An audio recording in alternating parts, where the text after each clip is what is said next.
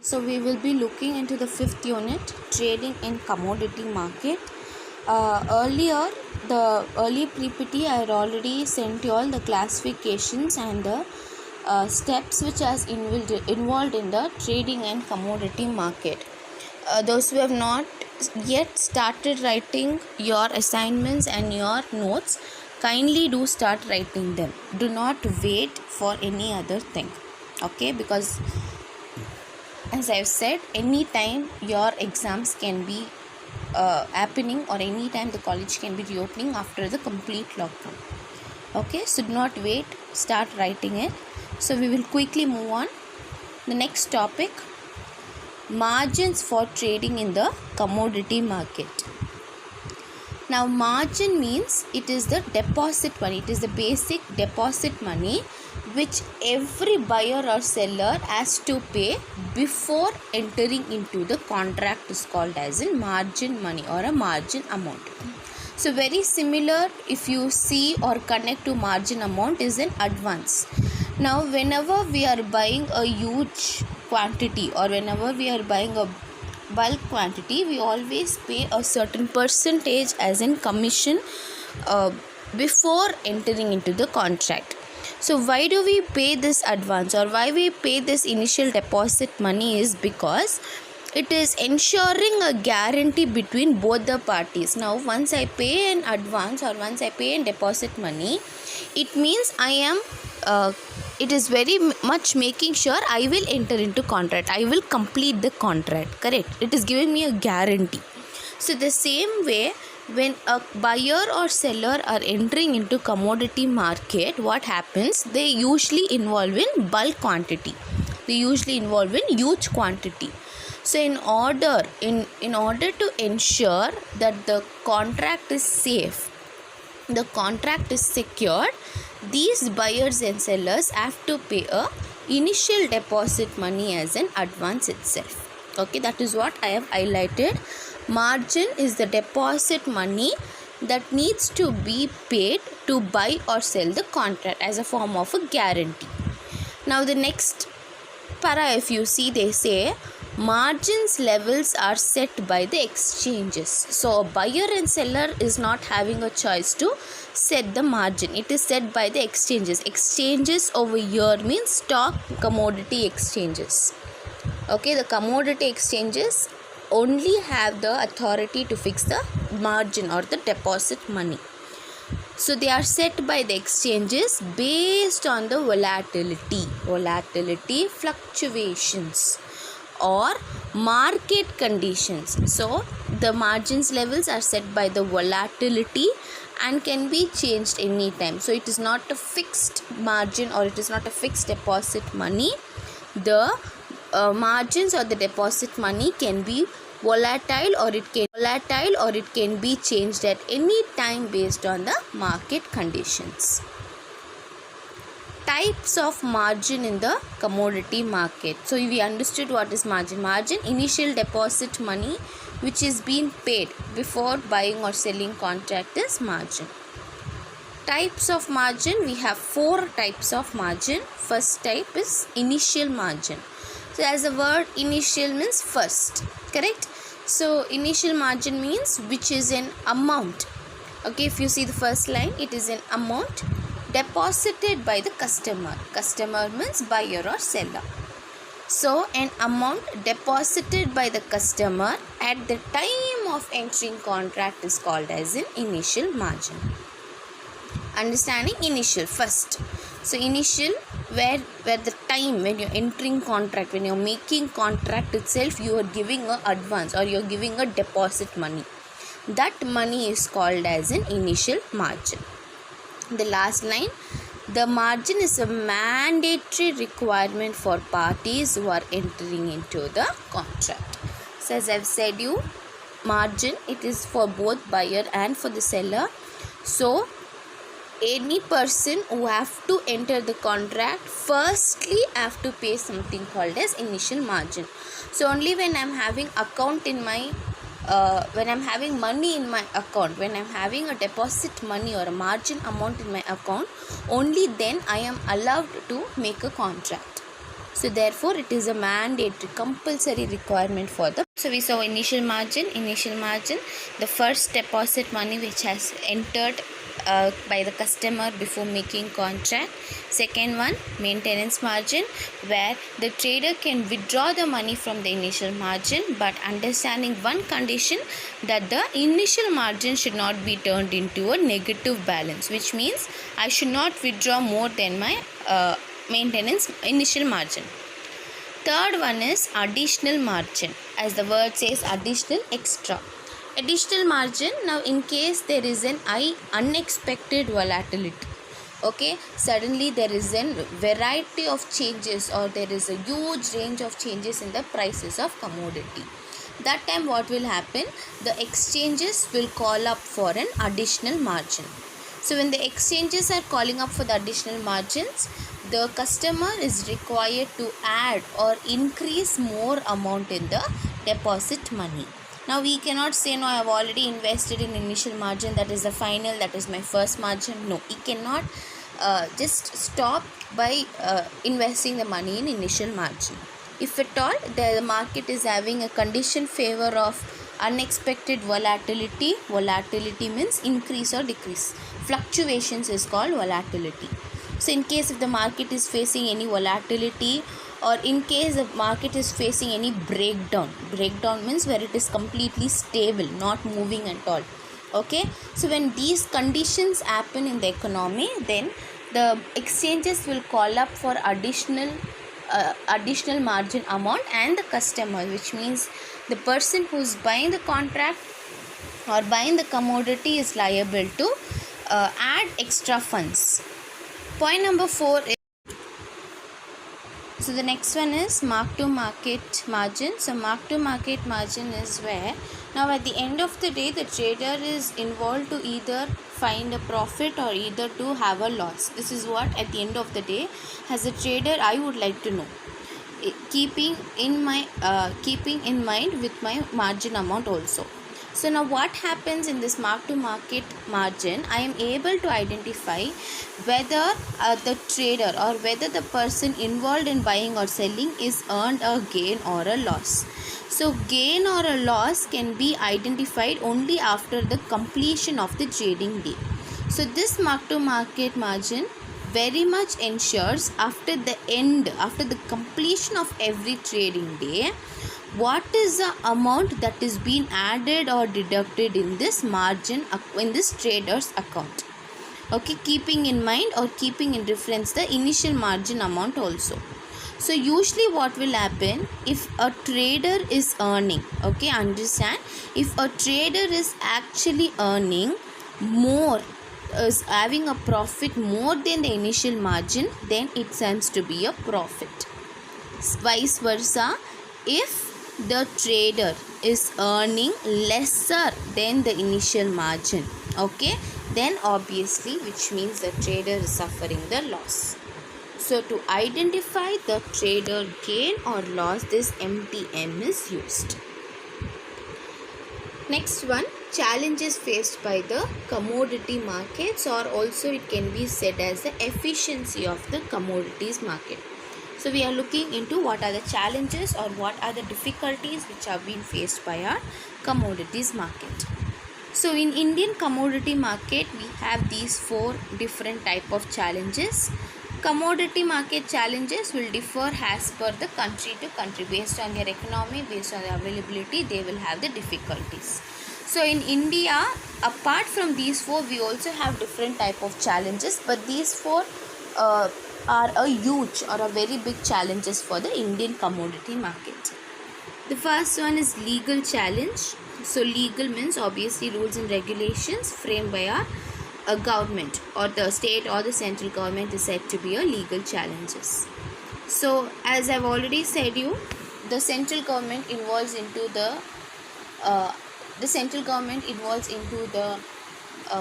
it involves into the commodities market for framing the rules and regulations. They are also one of the regulating bodies of the commodity market. So under legal challenges, if you see the first amendment means changes or anything has to be added or had to be removed. The first thing is these acts can be passed and be accepted only by the government. So if at all I have to add any new criterions, or if at all I have to add any new changes in the existing law, okay, it can be done only by the government approving it, or the government being stating yes it is fine or yes it is necessary. Only when government approves and accepts the amendments, only then the changes can be reflected in the commodity market. Okay, so a single commodity exchange or a single a single trader cannot take it, or in a single FMC cannot take any rules and regulations. I can suggest amendments, I can suggest rules and regulations, I can suggest for changes, but actually the implementation can happen only after the government approving the act. Secondly, it also affects the weather and rainfall indexes. Obviously, commodities are being affected by weather and rainfall because we live in a country where the grains or the vegetables or the fruits or whatever different type of commodities, they are all being reflected by the weather and rainfall. Understanding the same way, commodities which are dealt in commodity market are also being reflected by this weather and rainfall indexes. So based on the weather and rainfall indexes also, the government or the commodity exchanges, they have their difficulties in framing the rules and regulations. Now example, if you have to say, now let me say if there is an heavy rainfall, or maybe let me say there is, okay, we will take another way around. Let me say there is no rainfall at all in our country. There is no, we do not see rain itself in any part of the agriculture or any part of the industries. Okay, so what happens when there is no rainfall? Obviously, agriculture products will not have that much efficiency in growing up. Correct.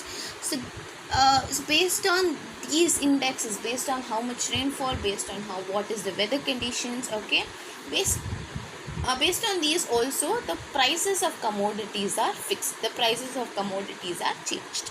So again, who has the rules or who has the authority? It is by the government, or certain times it is by the banking regulations.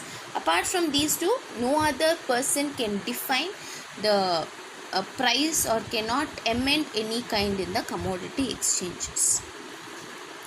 Second challenge, legal, basically what I'm trying to say in legal challenge is only the government and in certain cases the banking regulation, only these two people have the right to impact or amend any changes in commodity market. Apart from these two, no one else has the authority. Regulatory, second challenge is regulatory. Legal, government. Regulatory, persons who are controlling, persons who are taking care of the commodity exchanges are the regulatory challenges. Now the regulatory challenges, it is been, if you see, I've highlighted like how for the stock market we have the SEBI, which regulates the security, okay, like one independent body without the help of the government. Likewise, for commodity market we have the FMC and the Department of Consumers Affairs. I've already said you in the hierarchical structure of commodity market, we have already studied the Department of Consumer Affairs. Okay, so these are the two regulatory body who have the control on the commodity market. Even though we have the central government, when I say regulatory, these two are independent body. Apart from central government, they also have the right to implement any changes into the commodity exchanges. So first, government has a right to amend act. After government, the second place it is for the FMC and for the Department Consumer Affairs. So these two parties also can add or they can involve into any kind of amendments in the commodity market. Third challenge is the infrastructure challenge. Infrastructure challenge is the major challenge in the commodity market because commodities are tangible. They are seen, they are touched, they are felt. So they are tangible. They are tangible properties. So when we have tangible properties, it is very much necessary for us to safeguard them or to store them in a particular area. So third challenge comes for the infrastructure challenges. Under infrastructure challenges, we have another 4 types of challenges. In that, the first type of challenge is the warehouse and the standardization. Warehouse, basically a storage where you try to store excess or excess of commodities can be termed as in warehouse. So every commodity market is required to have a, see the highlighted one, is very much required to or very much necessary to have a cost effective, reliable and convenient warehousing system. So basically every commodity exchange should have cost effective. Cost effective means now I should not invest more money in warehousing, but I at the same time I should also have a different categories or a different segregation at a very minimal cost. Okay. Second one, reliable. Reliable means trustworthy. It should be correct. And thirdly, convenient. Why convenient? Because I cannot keep a warehouse in a very rural area or a very backward city. I have to keep a warehouse which is convenient for me to move goods from one place to another. So the commodity exchange should first have a cost effective, reliable and a convenient warehousing system. And if you see what the second thing about the standardization they are saying, the next line says that the center should be set up in each region. Okay, so like in every state there should be a center for a commodity exchange, and what this center will do is it will certify the quality. Certify the quality means it will say yes, this is a good quality, this is the second quality, this is the duplicate quality or the worst quality. So the center have to standardize, divide the products based on their quality. So every region or every center region will standardize the commodities based on their certifying quality and also the grade quality. Any commodity you take into picture will have quality A, quality B, quality C.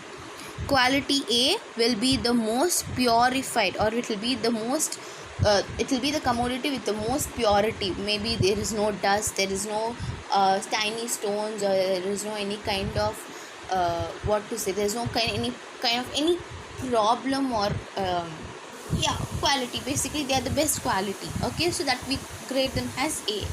Second one is quality B, which means it is not up to quality A, but there are also certain very good quantities in the quality B. C is the worst thing, where it will have a lot of dust, or maybe it is not that good for maybe it is not that good when you compare to A and B. And if you see cost wise also, C will be the most cheapest because it is not providing you the best quality as A and B. So every quality or every commodity which has been described into this ABC is called as standardization. So it says every commodity exchange system should have a center where it will divide the commodities into these 3 different kind of ranges. Why this standardization is important? Because based on the standardization only the prices of commodities will be fixed. That is one reason why we require standardization. And the last line, if you see, they also have to make sure that there are no, it is stocks, so please kindly apologies for it, it is stocks. So it says after checking a warehouse, after checking the convenient warehousing system, after standardizing the product, next thing what the challenges which is being faced by commodity marks exchanges is there should not be no stocks waiting, which means that you cannot, it should not be a situation where it says the warehouse is full or the warehouse is complete and keep the remaining stocks outside. Okay, as per the stocks which is been diminishing, or as per the stocks which are being bought and sold only, you have to buy and keep it in the warehouse facility. So maintaining this is a very huge challenge, because you have to see which commodity is selling fast, which commodity is selling slow, what is the expiry period, or what is the quantity, quality, aggregation. All this is not simple. Okay, because I am telling again and again, we don't deal with small quantity, we do not deal with lesser quantity. When you deal with lesser quantity, this and all is very simple and easy. But once when you are dealing with a huge number of quantity, this is not that easy. Next one is cash versus physical settlement. Cash versus physical settlement is nothing but either you are making a spot contract or either you are making into a derivative contract. So usually what happens if you are making a cash contract, it is very simple. You give the cash, you take the commodity, go home. That is all. So this is a cash settlement. Whereas a physical settlement is where you are entering into a derivative contract where you will sell only in the future date or in the future, on the future date only you are entering into the buying or selling of the commodity. So there is usually a very there is usually a very risky when you enter into this kind of settlements, only because there is no guarantee. Even though it's a forward contract, there is no very much guarantee or assurance that the parties may enter or fulfill the contract, because we all know anything, anytime, a risk or an uncertainty of an event can arise. So therefore, cash versus physical settlement, cash are, even though if they are a bit difficult, they are more secure when you compare to the other type of settlement.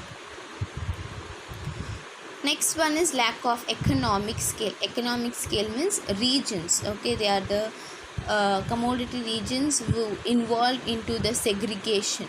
Okay, they are called as an economy of scale. Fine. So if you see over here in our country, we have 5 national level centers and we have only 22 regional level centers. So only these people involved into grading or standardizing or maybe even segregating the commodities into different ranges of quality. So lack of economic scale. So since we do not have enough regions or enough regional centers in our country, it is very difficult for us to segregate the commodities which are usually of larger volumes. Okay, so if you see the next line, if you we have 113 commodities. Okay, so imagine there are 113 commodities which are allowed for derivative and you have only 22 regional centers. So obviously it is difficult for segregation, for identifying, for standardizing and all. So that is why they say we do not have enough of economy of scale. We do not have enough of economic regions for segregating the commodities. And the last one is the tax and the legal bottlenecks problems.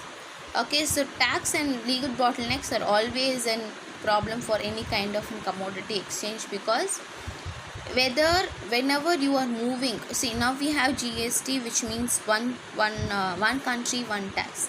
But earlier and even now for certain commodities we do not apply GST. Okay, so if you see in tax and legal bottlenecks, which means whenever you are able to or whenever you are deciding to move certain goods from one state to another state, you have to pay tax in both the state. Okay, first tax you have to pay for selling the commodity from that state. To sell, you are selling. Okay, so for that you have to pay the tax. And secondly, the person is buying the commodity from another state. Again, the person from the same quantity of goods, you have to pay the tax. So which means it involves in double taxation system. Okay, so there is more amount of tax which is being paid, and there are certain restrictions also. Now certain states will not allow they will not allow more number of quantity of goods, or they will not involve into bulk buying of quantity of goods, because they will feel that state will feel that I have to support my farmers. Example, let me say example, I am selling 1000 kg of wheat to I am from Karnataka and I have to sell 1000 kg of wheat to Tamil Nadu. Example, okay. So what will happen? I will be able to take from Karnataka out. From Karnataka, I will be able to sell 1000 kg to Tamil Nadu. But this Tamil Nadu government suddenly might say, no, we do not require 1000 kg. Why we do not require 1000 kg? Because we want to help our farmers. Our farmers are also produced wheat. Let them sell in their state. Why are you bringing the wheat from another state? See, basically it is not like creating any enmity, or it is not creating any kind of hatredness. It is a kind of supportive. Okay, so I just gave you an example on how the restrictions can be framed, but luckily our country do not have this kind of restrictions. But see, to understand you, I'm trying to put up these words, okay? So there can be any kind of restrictions where the quantity can be reduced, or the governments may require an additional an additional formality or an additional tax charges or whatever it is. So it is not very simple to move from one state to another state. So these can also be one of the challenges faced by the commodity exchanges. And the last one is awareness among the investors and producer. This is a huge challenge. Okay, I have already said you the major participant in the commodity market is a farmer. But farmer is not highlighted in the commodity market. Reason because he does not know, he is not aware of how to involve into this commodity market. Okay, since they are completely a screen based trading system, since they are completely an online trading system, it is not that easy for the farmers to understand and co-op with the commodity exchanges. So a creation of awareness should be given to the farmers or for their brokers or for their related organizations, so where they'll be able to understand what are the activities of commodity market, what are the steps to involve in activities of commodity, how to buy, how to sell, how to store, how to involve in standardization. All this maybe a teaching or maybe a you have to provide them an intermediate training. So once you provide the training or once you start creating the awareness, only then they will come forward into commodity markets. So creating an awareness among the investors and producers nothing but the farmers. So only when you create an awareness saying that there is commodity market, you can buy or sell your agriculture products in this platform or in this stage, only then we will be able to identify more producers in the commodity market. So therefore another major challenges faced by the commodity market is failing to create an awareness among the investors and the producers. So these are the questions which I would expect you all to write in the notes. Write the date and write the questions and answers. So once we meet up after the college commences, I can look into these assignments which you have written and mark your attendance simultaneously. So it is a section A, section C. Why I have written section A, section C is because your answers should be as per the requirement of the sections. Section A, what do you mean by margin? What do you mean by initial margin? And write the meaning of MTM. And section C is the briefly explain the challenges of commodity market in India. So basically you can pause, reverse and check your answers. You have any other answers or you have an additional answers, you all are free to write it off. So see, margin, the first answer, your initial margin, your MTM and the challenges. So I have given you all the questions as well as answers, so you are only required to write them in your notes. Again I repeat, do not take it light, because on that one day you will not have time to write everything, and based on this only I am giving your attendance. So any one question has also not been written, I'm sorry, you will lose the whole day attendance. And taking 75% in online is not easy. So kindly divide your time for every subject and start writing it.